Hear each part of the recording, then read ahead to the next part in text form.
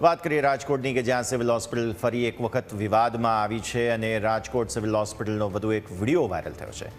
દર્દીઓને સારવાર ન આપવાના બદલે ડોક્ટર્સ આરામ ફરમાવતા જોવા મળી રહ્યા છે। મતલબ તેઓએ દર્દીઓને સારવાર આપી નહીં અને દર્દીના સગાએ ડોક્ટરને ઢંઢોળીને સારવાર આપવા જણાવ્યું ત્યારે ડોક્ટર ભર ઊંઘમાં ફાઇલ વાંચતા જોવા મળ્યા।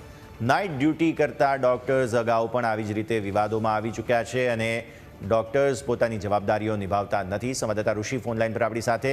ઋષિ, ડોક્ટર સારવાર આપવાને બદલે ઊંઘી રહ્યા હોય તેવી ફરી એક વખત ફરિયાદ ઉઠી છે। રાજકોટ સિવિલ તંત્ર ખાડે ગયું છે અને સતત વિવાદમાં આવતું જાય છે।